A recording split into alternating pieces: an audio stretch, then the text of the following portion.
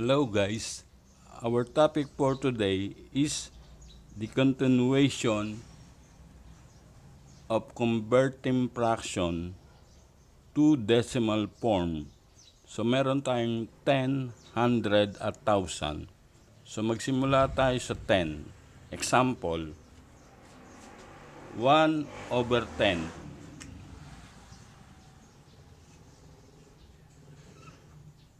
is equal to, so paano natin kukunin ito sa decimal? So magbilang ka lang ng 1, 2, then simula ka sa 0. 1, ibaba mo yung 1, 2. Then another step is just move the decimal point one place to the left. 1, tuldok.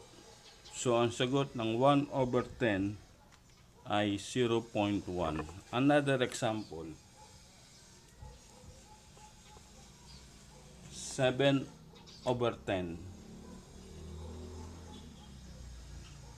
is equal to, then same procedure, 1, 2, 1, 2. Just move the decimal point one place to the left. 1. So ang sagot ng 7/10 ay 0.7.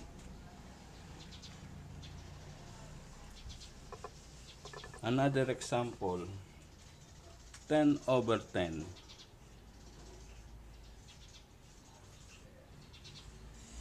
So pag ganyan, copy mo na lang yung 10. Then, just move the decimal point one place to the left. 1, tuldok. So, ang sagot ng 10/10 is equal to 1.0 or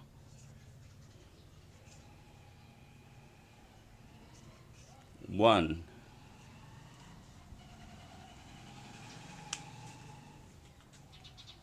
Another example,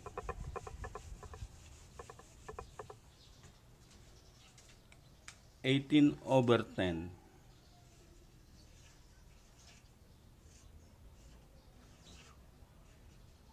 So, copyhin mo na lang yung 18.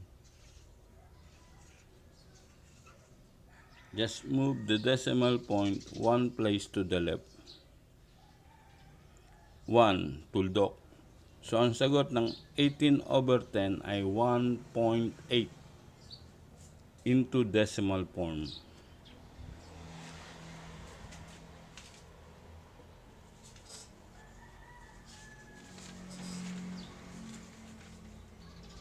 So, let's try 100.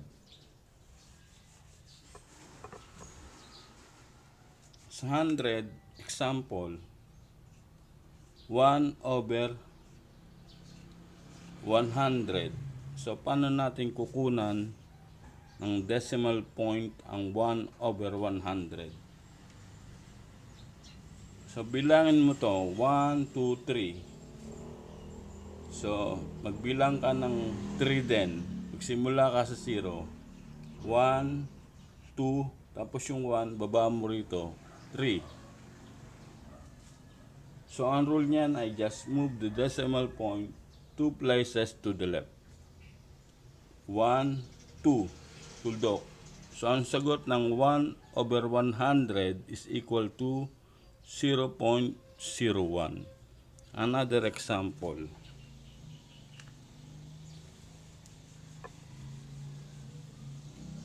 8/100 is equal to, so gagawin uli natin, kakount uli natin tong denominator, 1, 2, 3. So count tayo, magsimula sa 0. 1, 2, baba natin yung 8. 3. Just move the decimal point 2 places to the left. 1, 2. Tuldok. So, ang sagot ng 8 over 100 is equal to 0.08.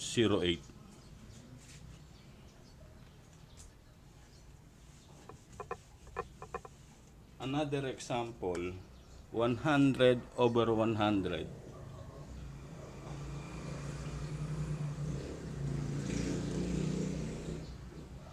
is equal to, so copy mo lang yung 100. Just move the decimal point 2 places to the left. 1, 2, tuldok. So, ang sagot ng 100 over 100 ay 1.00 or 1.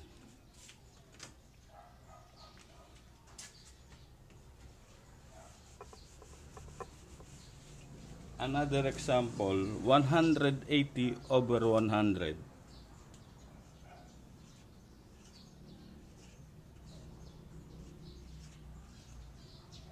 Is equal to, so copy na lang natin yung 180.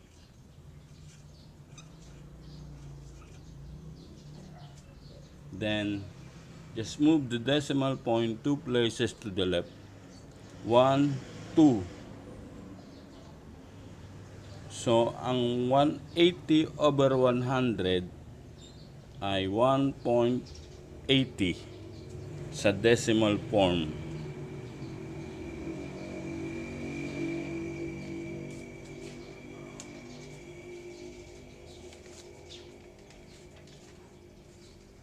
So, magtungo naman tayo sa 1,000. 1 over 1,000.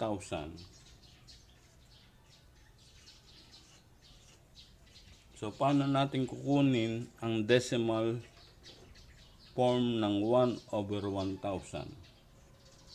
So, the same procedure, bilangin natin yung denominator. 1, 2, 3, 4. So, mag-count ka ng 4 din na magsisimula sa 0. 1, 2, 3, at ang pang-apat ay ang 1, 4.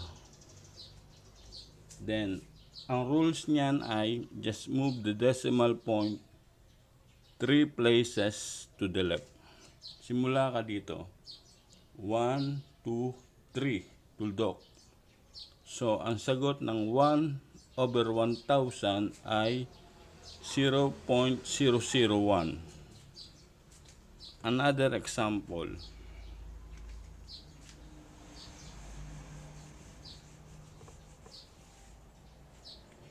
6 over 1,000.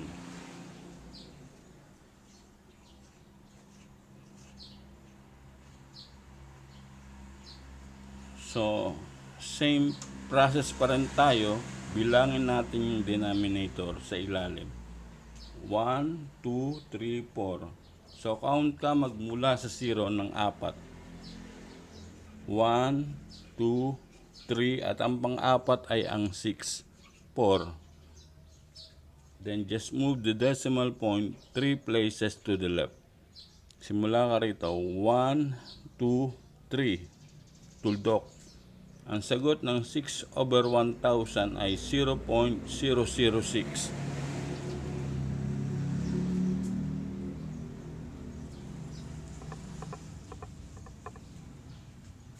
Another example, 99 over 1,000.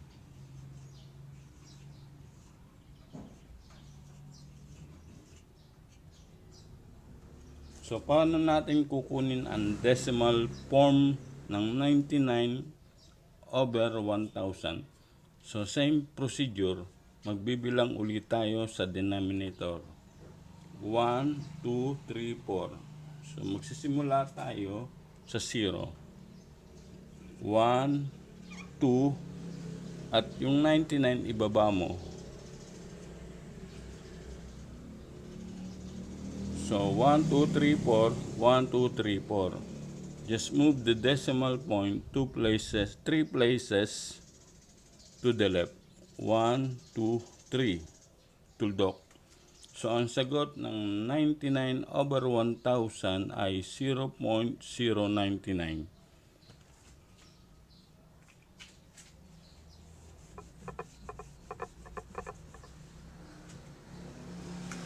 Another example, 1000/1000.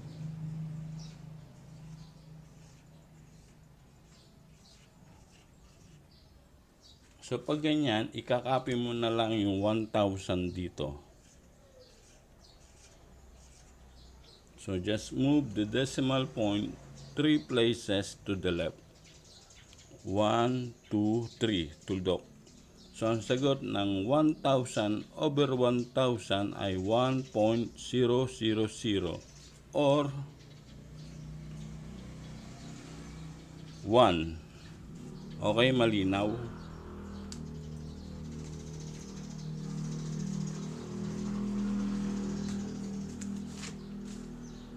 So, we have another example na gagawin natin ang mixed number and proper fraction. Example, 6 and 4/10. Kukunin natin sa decimal form. 6 and 4/10. So, meron tayong 6 na whole number at proper fraction na 4/10. So, kunin natin sa decimal form. Ang gagawin mo dyan, ikakopy mo sa 6 dito, yung whole number, then lagyan mo ng tuldok. Then, copy mo si 4 dito.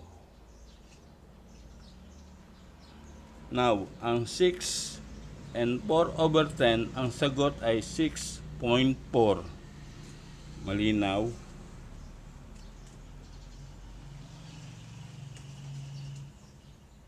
Sa 10 yan, 100 naman tayo.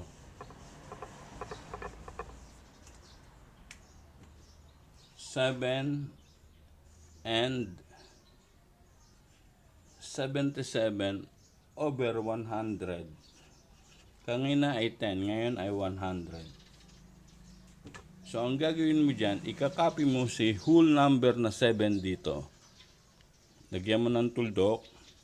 Then, i-copy mo si 77. Si numerator, ilagay mo rito.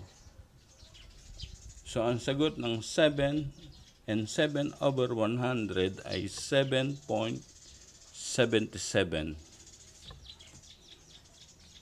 So, sa 1,000 naman tayo. Sa 1,000 naman. Example, 118/1000. So, sa mixed number ay 24 and 118/1000.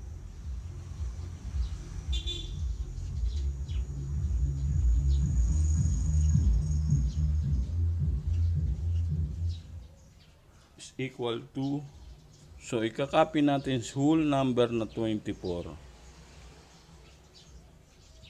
Then, tuldok. Then, ilagay natin si numerator na 118 dito. And that is the answer. So, ang sagot ng 24 and 118/1000 ay 24.118. Okay, guys. Hopefully, I have been able to provide a little bit of knowledge for your study. Until next time, thank you.